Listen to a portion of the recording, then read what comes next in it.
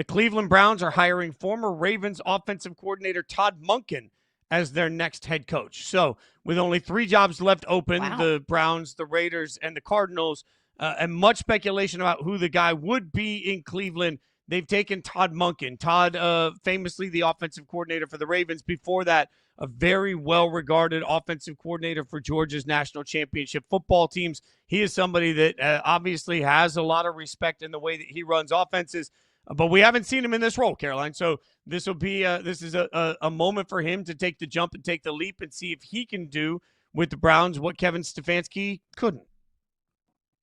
Yeah, I look very shocked by this hire, to be honest with you. Not to say that it's a bad one. Just feel like there were so many names floating around that gave a lot of Browns fans a whole lot of optimism.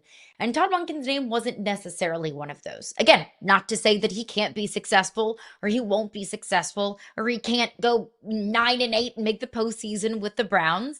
I just I'm intrigued by why the Cleveland brass thought that he was the guy.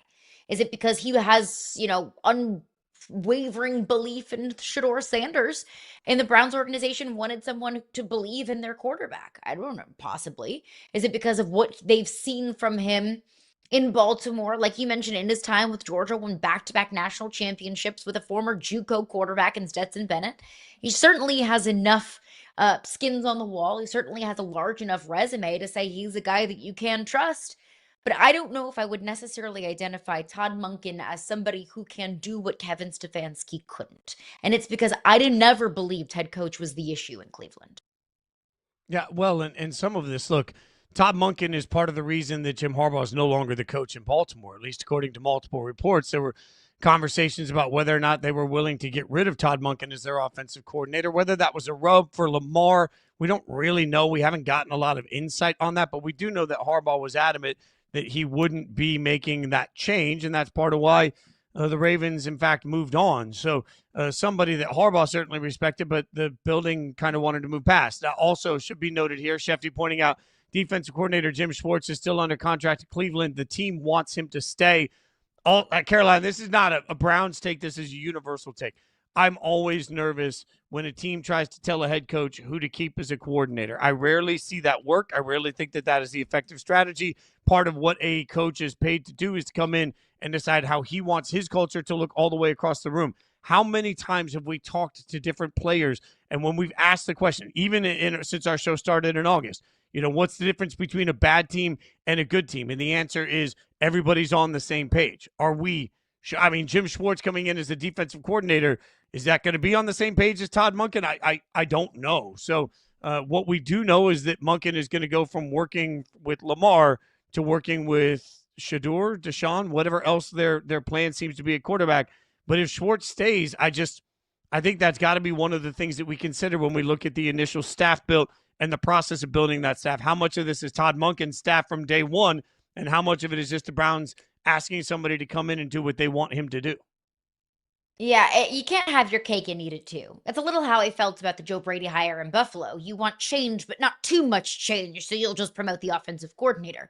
In Cleveland, if they wanted Jim Schwartz to stick around, then they would have made him the head coach. But they didn't do that because that would have felt like a very uninspiring hire.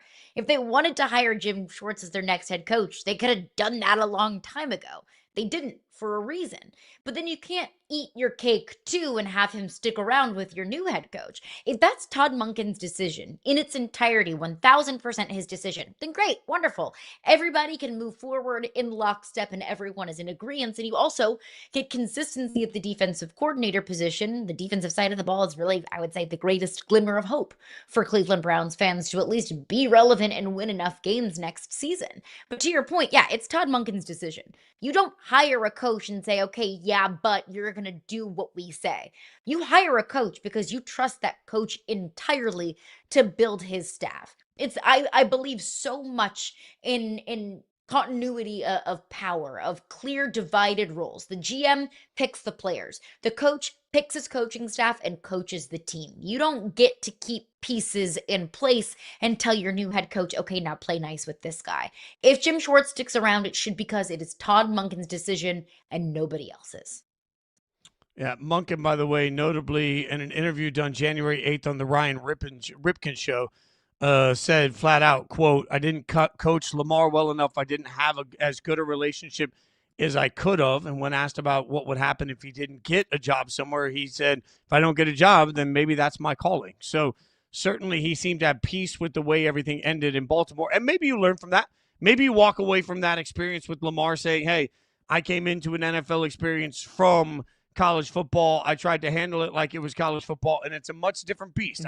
He wouldn't be the first person to have an adjustment in that situation. I want to point out the last time he was a head coach was at Southern Miss in 2015, where the Golden Eagles finished 9-5. So we just have no idea what this is going to look like in the NFL. I mean, for the success that he had with Georgia, and for the success that Lamar had. Lamar did have an MVP season with him, so I'm not going to turn around and call him a failure, but we did see a substantial drop-off in that offense this year. So it's just an interesting hire. After 23 days, I think what happens is the longer these things go on, and the Brown search took so long, the longer these things go on, the more you just want something that's going to make it feel like the wait was worth it.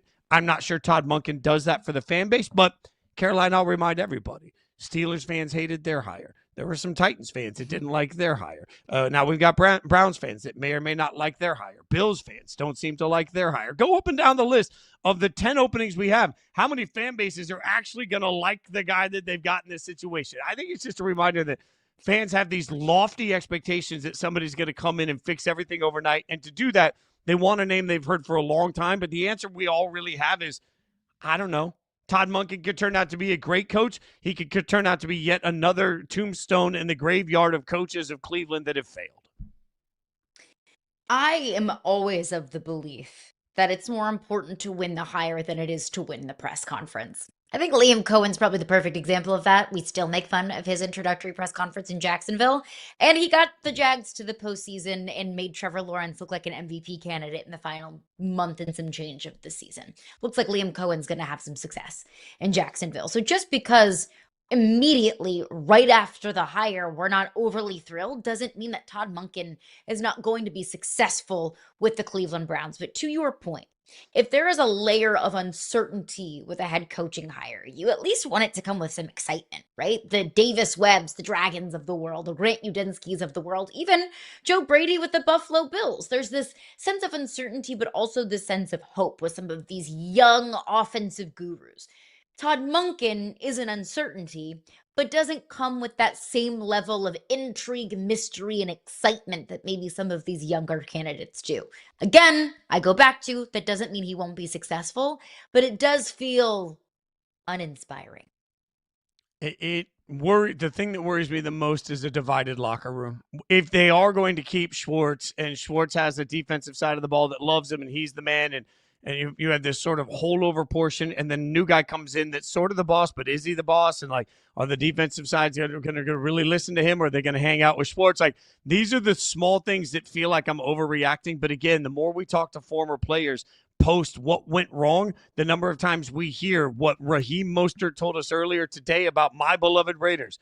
Everybody in the building just wasn't on the same page. We heard that how many times? When you keep a coordinator and bring somebody new in, I'm not sure how you keep everybody on the same page.